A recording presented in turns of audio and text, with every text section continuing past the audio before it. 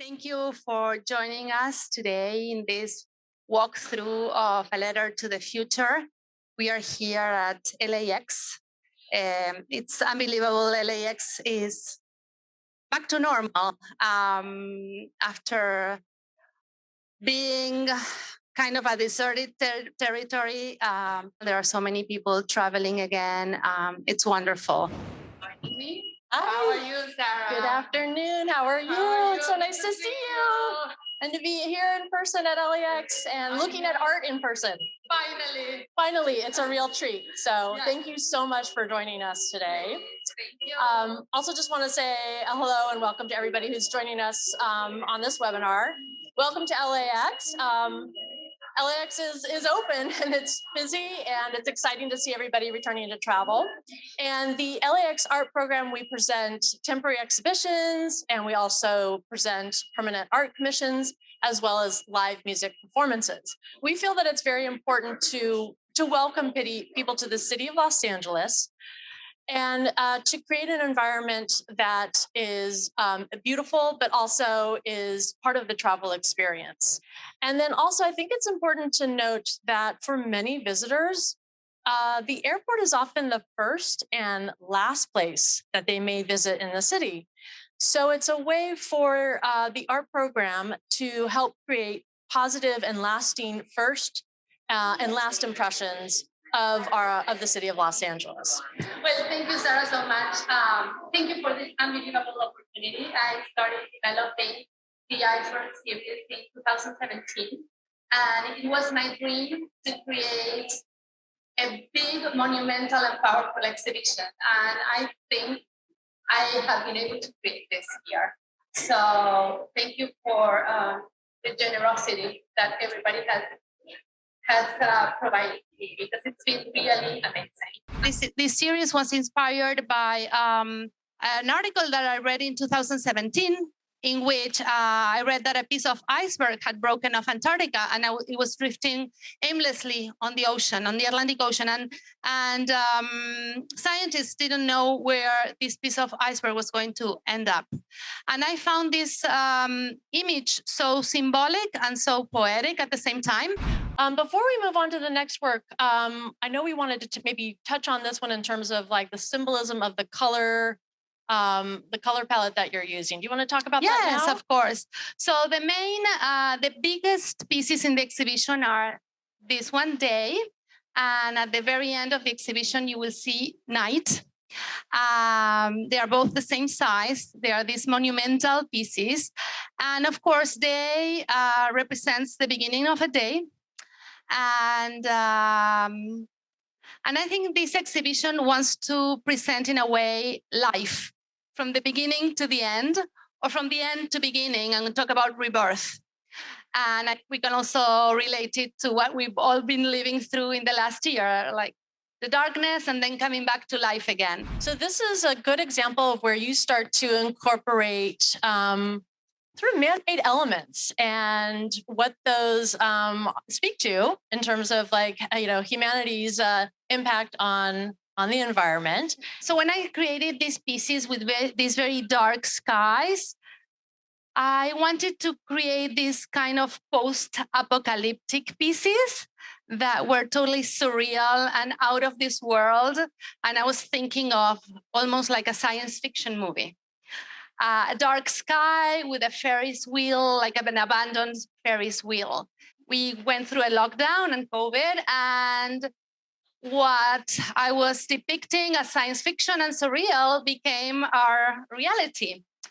A Ferris wheel being empty, and in the case of another piece that we will see later, a theater and theater seats being empty as well. And everybody has started telling me how much they relate to the exhibition and how much they feel like these icebergs, because they all feel this isolation. Everybody has felt this isolation when they were locked down in their homes last year. And it's very interesting. And I think this is the power of art. Sometimes art imitates life and some life imitates art. So the colors are very tropical, and also the buoy that is floating is a buoy that was floating in Hong Kong. I had an exhibition 20 years ago in Hong Kong, and I was crossing the bay on the ferry, and I took a photograph of this buoy. And I'm generally very attracted to red and white elements when they are tiny. And I took a photograph of that floating in the ocean, and I've incorporated it into this piece. Well, I think when you want to talk about serious issues, you can either talk about them in a very serious manner with drama, or you can talk about them with beauty and humor. And that's the way that I choose to do it, with beauty and humor. And then I think how I can incorporate it into the landscape. Like this buoy this photograph of this buoy has been in my studio for the last 20 years as a print, when we used to print photographs. And it's even bent and blurry, and it's been moving with me. And I've had it, and I've always been thinking how can I incorporate it in my next artworks. These are colors that differ very greatly than the previous artworks we just looked at. You're really using sort of hyper bright colors, hyper pigmented colors. So can you talk about that a little bit? Yes, they are square, 40 by 40 inches, and they present this beautiful, bright colored skies. They are more abstract pieces. As you see, they present like the close-up of an iceberg. For me, the icebergs here look like sculptures. They look like brutalist sculptures. They are seen more in an abstract manner. And the fact that the colors are so surreal and they are not real at all, talk about a world that we no longer know. It's a world that has changed beyond recognition. So that's the meaning behind these works, and the meaning behind these powerful, bright colored skies. You place these sort of, facing into the center of the gallery, and then they're paired on the other side of the center of the gallery with these two bright artworks. Mm-hmm. And in many ways, the sort of the pairing of these works together was sort of like a call to action. It felt like a call to action to me. It's sort of a warning, to stop, look, and listen. You're using a palette that's, like you said, not of the natural world. Mm-hmm. And I really saw it as like a way to call attention to the issues that you want to highlight.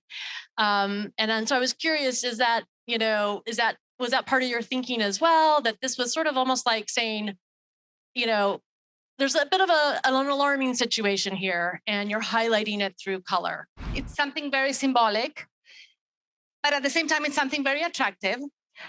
But what I also want to highlight is the fact that every time I work on artworks for an exhibition, I always want to push my own limits and do something that I've never done before. And these works are something that are totally new to me. The fact that they are so abstract in a way, my work is always very figurative. So the fact that I created something so abstract, they look almost like pop artwork.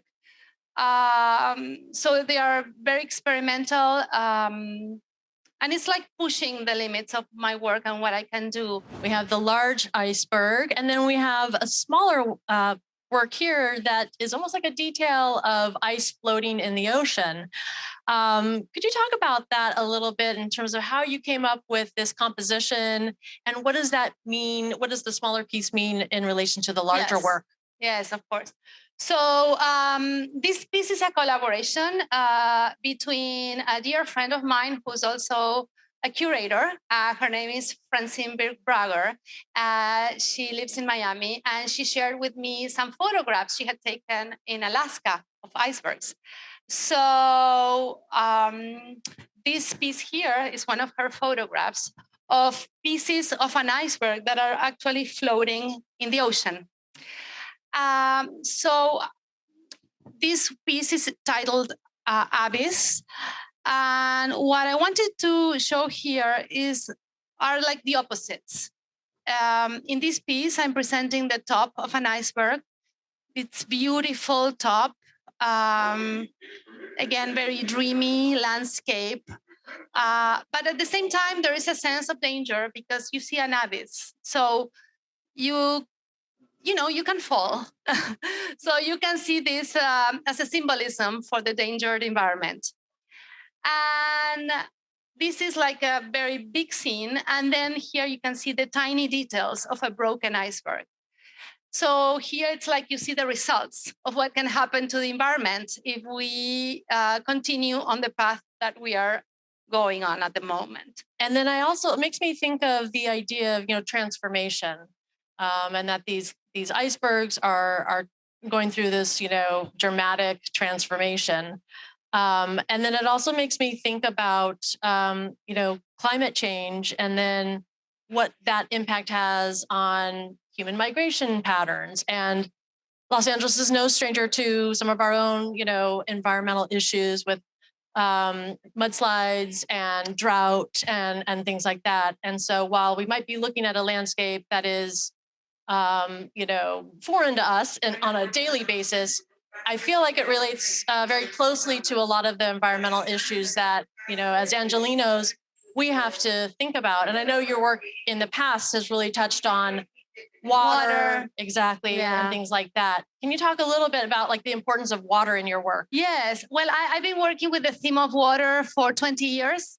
And since I arrived in Los Angeles 15 years ago, I think my work, because of California's strong commitment to environmental issues, my work has become more environmentally conscious. Water is an element that started in Miami, and I've continued through working with this element here in Los Angeles. And actually, icebergs are frozen water. So it's the same element presented in a different manner. Yes. Wonderful. I think we're going to just spin around and catch this work. And this again is another great example where you have taken something from sort of this urban society or civilization, and it's theater seats, as if it were like at one point was part of a theater, but they're now empty, and that's all that's left on the landscape. And again, it resonates with the kind of year we just went through last year. And it takes on a whole nother significance, I think. What else would you like to say about this work and how you selected maybe this particular human element to represent sort of the impact that humans have on our environment? Yes. Well, the theater is an element that has always been present in my artwork.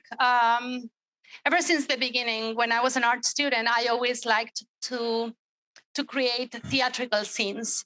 So when I came across some red theater seats going through some magazines, I thought it was, again, perfect. I said, okay, this is what I've always been working on. Also, do you want to talk a little bit about your technique? Because you're incorporating a couple different techniques when you create these works. Yes. And I know you also explore different kinds of materials to get the kinds of effects that are produced in your work. So if you could talk about that. Yes, I think this is a great work to talk about technique because of the details and the pencil work here. So all my works are digital collages. So I create the landscapes, these imaginary landscapes.